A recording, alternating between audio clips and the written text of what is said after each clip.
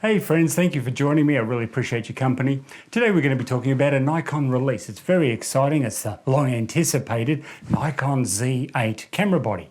Now this is very exciting because many people who have purchased a Z9 or at least considering doing so were a bit put off maybe, not because of the features of the specs or its ability. The Z9's an amazing camera and does everything you could possibly dream for a camera to do. The problem may have been that it was just too physically large and heavy. And let's say you're a young lady and you haven't got very big hands, this camera could have been a bit bulky and awkward for you, or vice versa. Let's just say you've got a small camera bag, you don't want to have a lot of equipment or weight with you, you're hiking or whatever you may be doing traveling abroad, and you just don't want a big bulky heavy thing in your camera bag. So something of a more smaller form factor would have been more appropriate for you. However, you didn't want to release on all those special features because you just never know what's going to come up and what you might be needing to do at the time. So a great option for that is having a smaller camera frame. Now what we've had is, of course, we've had the Z6, which I'm shooting on now, which is a smaller, more compact mirrorless camera, and then you've got the Z7 II here, which is a great 45 megapixel photography camera with great video features as well. However, the Z9 is on a completely different level with video, and we like all those options where possible, but wouldn't it be nice to have a more compact body? And so if we have a look at this camera now, and this is the Z7 II, of course, I'm not showing you a Z8 or a Z9, I have neither of those, but we've seen plenty of people who have had them and spoken about them, so I can speak in a sense of confidence from what I've heard and what everybody else knows is public fact. So this camera here, what I've got is a small grip, a little grip on the bottom of it, and it's only a very modest size unit, but what that does, it does help you with the overall dimensions of the camera. So now, for example, with this grip attachment, my little pinky has something to hold on to. It's a little bit bigger and bulkier in size, and that also elevates the overall length of the camera so that when you put it down, it sits more square and flush with the big lenses. So I actually find that this grip, the fact that it has Arco Swiss mount for your tripods, the fact that it is a little bit bulkier and you've got somewhere to put your finger down the bottom end here, I find that a really useful tool, and I love having it with my camera. But that also does give you a basic theme and idea of how big the Z8 would be, because we've now elevated a centimetre or so the camera body, and it'd be basically the feel of it. So rather than needing to have to put a little grip like that on the bottom there, what you can do is the Z8 would already be big enough and comfortable in a larger pair of hands so that you can grip it well and feel very solid and comfortable. Now, I used to own the D810 and the D850, and they were magnificent cameras of their time. And the beauty of these cameras was that they just were a little bit physically larger than the Z6, Z7, which made them heavier, I agree, and a little bit bulkier, but they were extremely comfortable in the hand. And being a little bit heavier too, when you put a big lens on, and when I talk about big lenses, it could be something like this here, the 70 to 200, it could be the 50 1.2 I have on the camera. Actually, sorry, this is the 85 1.4. I'm shooting now with a 50 1.2 at f1.2, just so you can get an idea of the image and how that looks. But if you've got these bigger lenses on your camera, it's nice to have a bigger camera because it gives that seesaw effect. It gives a counterbalance and it feels really comfortable when you're holding it up. You've got a big heavy lens and a tiny little lightweight body. It feels very forward heavy and quite uncomfortable to hold for a long period of time. You're actually finding you're sort of stressing with your wrists and it's a little bit awkward. So having the balance in your hand is very important, and this is exactly what a slightly bigger body can do for you. Now you have options with your Z7 and Z6 Mark II. You can always use a battery grip, and that gives you a little bit more beef to the camera, a little bit more grip and feeling. Of course, great for the portrait mode, so that's excellent with all the features and buttons that you have available on it. But the fact is also a little bit more weight, because you've got two batteries now instead of one, and that gives it a little bit more weight to it and girth. So if you want that volume, you can still have it on your Z6 and Z7. It's an optional extra. Now with the Z8, they give you that optional extra as well, and I'll show you some images of it. So that's the MB12. Now this is the 11 version for the Z6, Z7 II. It is not compatible with the Z8, so please don't assume because you own this one from the former cameras that it's going to fit on your Z8. It will not. You will need a new battery grip because there are some dimensional differences and slight configuration differences in the mounts and the little plugs here, so it just won't fit on. But it's not very expensive anyway. It's almost identical, the same price. It's around $500, and that's quite reasonable. Let's face it, if you can spend what would be in Australian dollars, $8,000 on a Nikon Z8, you can certainly afford $500 more for a battery grip, should you wish that. Now, recommended, in my opinion, I would say if you really want a battery grip on your Z8, then buy the Z9. In Australia, for example, and this is a very important point, I want to bring this out because I'm going to be talking in terms of Australia because that's where I live and most of my audience are Australian. With the battery grip version, the Z9, it's $9,000 in Australia and the Z8 is $8,000. It's really not that much of a saving. You're only saving $1,000 and all right, $1,000 is a lot of money, but when you're looking at close to 10,000, it's only 10% or something. It's not a big deal difference for us over here. Maybe more of a difference in other countries, but here for us, it's about a small percent difference. So if you needed the grip, I would recommend the Z9 and you just have uncompromising perfection that way. But if you're wanting a smaller form factor, as if, for example, a Z6 or a Z7 II with a little mount on the bottom, and that was the feel and dimensions you're after, something equivalent to your D810 or D850 of the past, your DSLRs, well then that's the camera you want. The D850 is a great feel, beautiful body form and solid unit, and this Z8 is really a modern mirrorless version of the D850, and that's where they're coming from with this camera. And no complaints on that. Having a camera that's a little bit bigger and heavier than this is fine with me. I've got no problem with that. But having a Z9 with the big battery grip and that extra weight, it just pushes it over the limit of being comfortable all the time on every occasion. So if you're doing special portrait shooting sessions, having the battery grip, etc., on the camera as a solid one unibody unit is magnificent. But if you're out hiking, if you're traveling around or on holidays, you don't necessarily want that volume and bulk. And this is where Nikon have magnificently listened to people, as they do, and they've provided a camera that has a beautiful form factor for almost any use. So do you need a battery grip on the Z8? No. It doesn't really help in the performance at all because it's designed not to have the ultimate performance of the Z9 anyway. Yes, it does share the features, but there are some compromises, and we'll talk about those. These minor compromises are certainly not deal breakers. The camera is fully functional and can do everything the Z9 can do anyway. The difference is just how long it can do it or how fast it can do it. So for example, let's give some illustrations. The Z8 can still do 8K and 60 frames per second, and it can still do the ProRes RAW and all the high-end formats. But here's the thing, it might record only for 1 hour. Whereas the Z9, with the big battery grip and the inbuilt cooling and the volume it has, it's able to continue and last a little bit longer without overheating. So you might get 2 hours or plus out of it. So if you're really needing 2 hours or more continuous 8K at 60 frames per second shooting, if that's important to you, then get the Z9. But if an hour's long 8K 60 is satisfactory for you, as I believe it is for most people, to have it non-stop recording, then the Z8 is more than satisfactory. In fact, most of my recording I do on the Z6 and Z7 at its 4K 60 as an illustration. I do no more than 30 minutes anyway. It has a 29-minute bulk capacity anyway. That's just the way it was created. But I find for most of my video work, regardless of what it may be, I rarely go over 10 to 15 minutes anyway before I stop the camera and restart.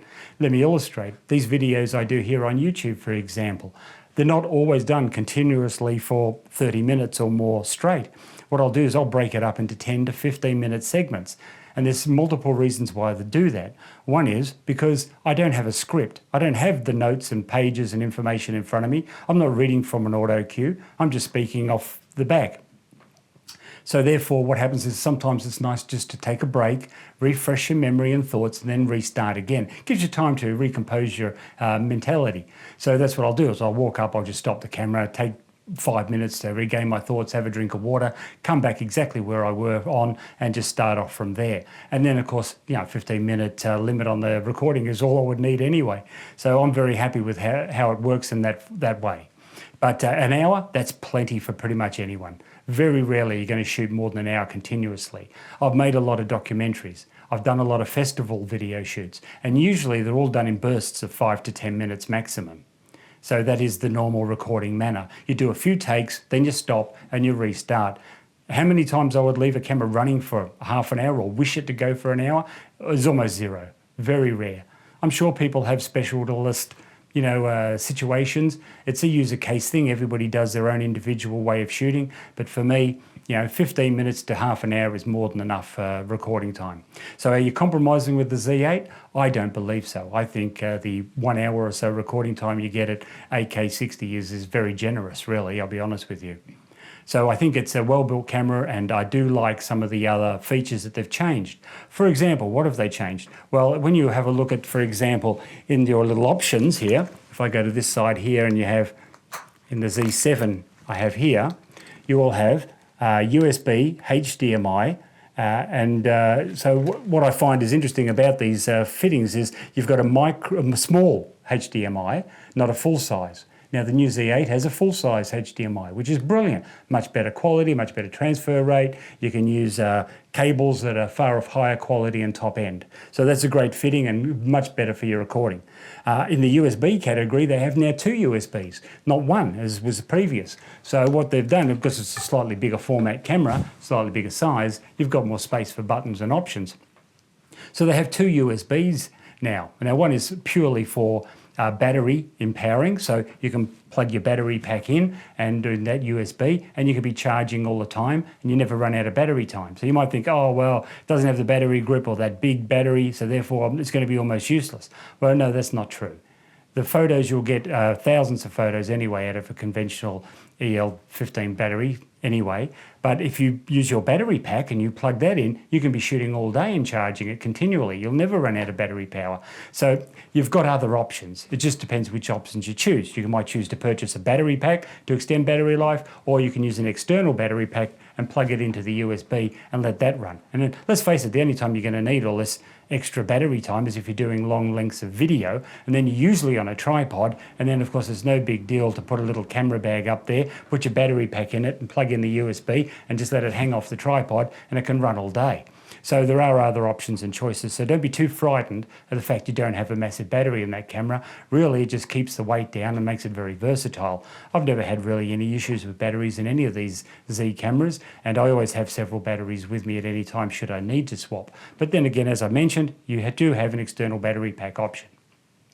The other USB, of course, is for your accessories. So you may have accessories like the off-camera grip with all the little buttons and accessories for doing your video. You might mount that to your little tripod, and therefore you don't have to keep touching the camera and shaking and jerking it when you want to make changes. You just use your little external device. Now that can plug into the USB and be run from that. So having options where different devices can be plugged in via USB for operation and then have a separate USB just for powering, that's a fantastic option. It gives you just more choices, and the more choices you get, well, the more choices you can use.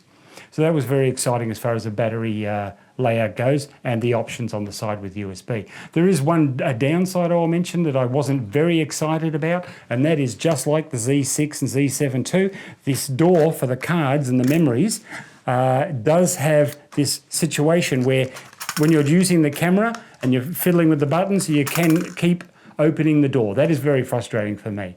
I do love what the Z9 has, and they have a lock, so you can lock that in, and no matter what you do, it doesn't come undone until you want it to come undone. But this thing here, where you can just touch the camera and it flicks open, is very frustrating for me. They've got that on the Z8, and it's obviously, keep pricing down and maybe give a separation between the Z8 and Z9, make that Z9 just a little bit more elite perhaps. But that's a function I would have loved them to have, is that lockable door for security, because I do actually find that quite exasperating. So while we're talking about the door here for all your accessories, just as this camera has an XQD card, and it also has a little USB-C card, what we can do here is you have the same thing in the Z8. So it has those exact same options. So if you've already got these cards, you can just swap them straight over to your Z8 and they will work straight away. You're familiar with that format from maybe the D850, those cards will just go straight over. So that's a fantastic option, that you've got choices for backup. Now you might think to yourself, well, why didn't we get 2 of the XQD sort of card slots? Well, that's because it's not the Z9. It doesn't have the sheer volume and bulk in the camera maybe to provide them. But secondly, again, this is supposed to be a slightly downgraded version for the general public, if you like, or a lighter weight version. And that was just a way of making things a little smaller and more compact. So the fact that you have backup, be grateful for that. All right, that's more than enough. I've never had, funny, this is an interesting story about backup. I was always very concerned about the backup with cards, and that comes from back in the day where we had the DSLRs, and we might have had 2 USB cards to use, and they were not notoriously reliable. But in the last 3 to 4 years when I've been using these Z cameras, I've never had any use at all for the backup. The XQD or cards have always been 100% reliable. I've had no fault with them at all in either cameras, and I've had 4 different cameras and never had a problem with any of the different cards that I have.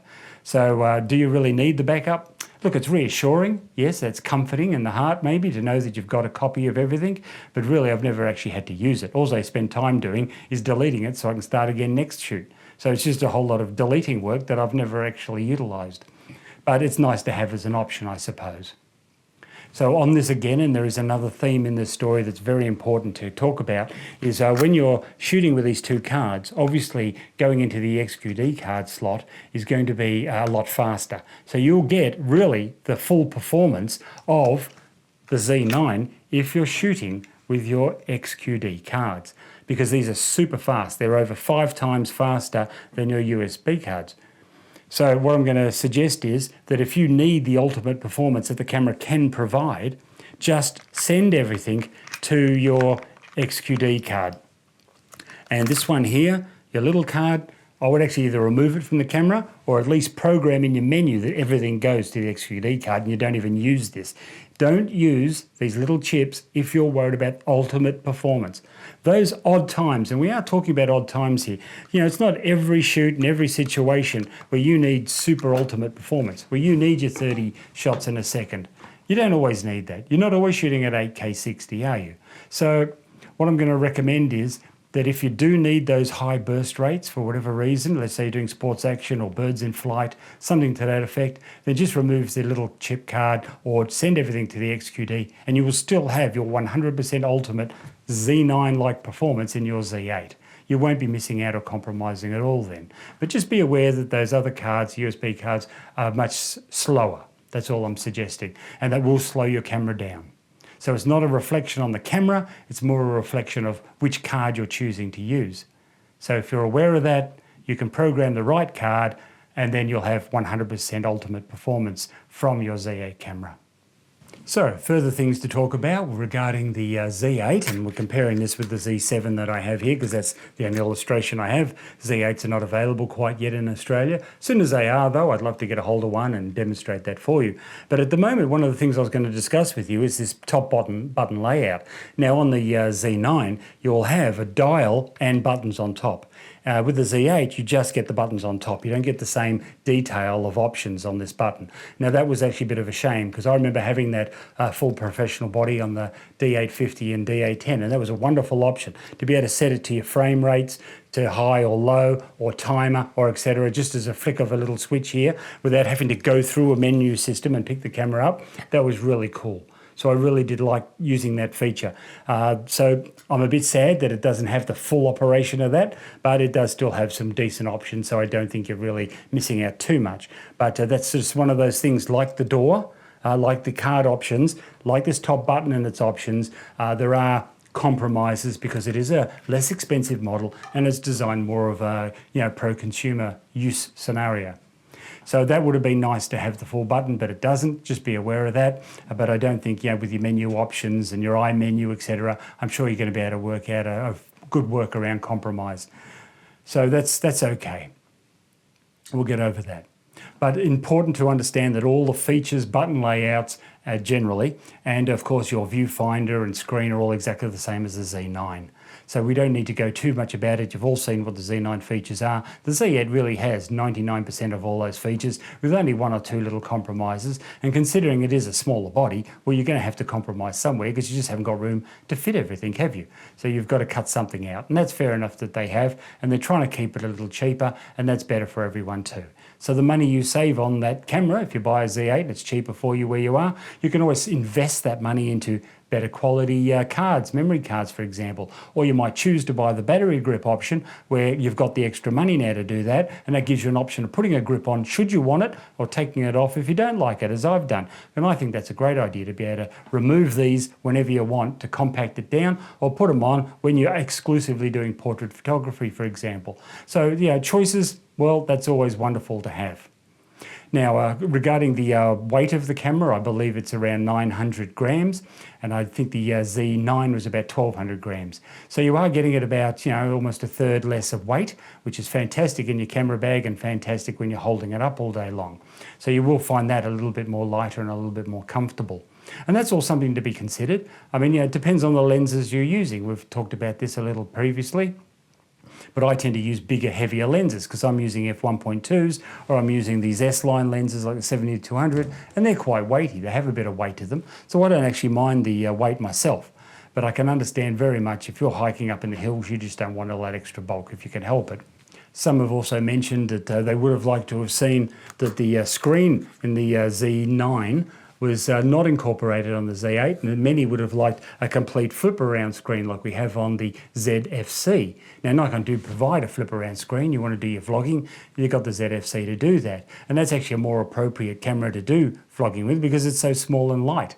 Well, with this sort of thing, a Z8 or a Z9 we're illustrating, that would be way too heavy for doing that. Holding a camera up that weighs nearly a kilogram is going to nearly kill you. So that's very uncomfortable. So I think these are not really designed, the Z8, Z9 are not designed for vlogging cameras, but the tilt screen that they provide is very functional. I mean, you've got an up and down, you've got tilting left and right for when you're doing your horizontal photography. So therefore, they've covered all the bases that are actually relevant to that style and weight of a camera. And I think that's very appropriate. So I'm quite happy with the options that they've given there. And I'm going to give them really a 10 out of 10 because what they're thinking about is robustness. They're thinking about practical application for the type of camera it is. People buying 45 megapixel cameras, generally they're taking photos, aren't they? Predominantly, and that's where they've geared these cameras up for. The video options are just the icing on the cake that you have to have the versatility and options should you wish it. But let's face it, when most people are doing a video, it's on a tripod. And if it's on a tripod, then you can usually fit accessories like a monitor. Now that's exactly what I'm doing right now. My camera, the Z6 II I'm filming with, I've got a big monitor, 7-inch monitor facing me so I can see everything. I don't need a flip around screen. These monitors are quite inexpensive to buy. By aftermarket ones, I got an Aperture HD monitor. It's a beautiful monitor and works fantastic, and I can see everything in great detail. And it's 7 inches in diameter, not 3 like the little flip out screen would have been. And I also have attached to the top of the camera my microphone receiver. So I have a little bracket on top of the camera, which I'll show you, and it has the mount of the screen, has the mount of the receiver for my audio from this lav mic. And so you've got a video operation and you're doing high-end video, usually on a tripod with a mount, and you can fit accessories. So that's not really an issue, the flip-out screen thing. Will they incorporate that in some other camera in the future? Most likely, yes. So if it's really important to you to have a flip out screen, if that's like a deal breaker, then you can either be patient and wait for, say, the Z500 or Z90 equivalent, that is a D500 replacement. I'm sure that being an APS-C camera, a crop sensor, it will have a flip out screen and be very video centric as well. So it'll be like a little mini Z8, if you like, not a mini Z9, because it's unlikely to have a battery grip attached to it. But what it'll be is like a mini Z8, but most likely, I would believe, with a flip-out screen. That may come later this year. It wouldn't surprise me at all if around October, November, we see the release of this Z500 or Z90, whatever they call it, APS-C camera, undoubtedly high-spec video capable and with a flip-out screen. It'd be like the ultimate everything video camera that you could want. So that'll be an exciting option in the future. So I can see what you see Nikon doing is they're filling little spaces. They've noticed the gaps in their line. People have spoken about it. They've expressed what they wanted, and Nikon are gradually filling those holes. So yes, it does seem like a slow process. You see manufacturers like Canon and Sony, and they're just bombarding you with new model after new model after new model of camera. But what you've got to appreciate is you're getting tiny incremental increases with these new models all the time. Where when Nikon drop one on you, it's an amazing camera. It's got everything and you couldn't dream for an upgrade.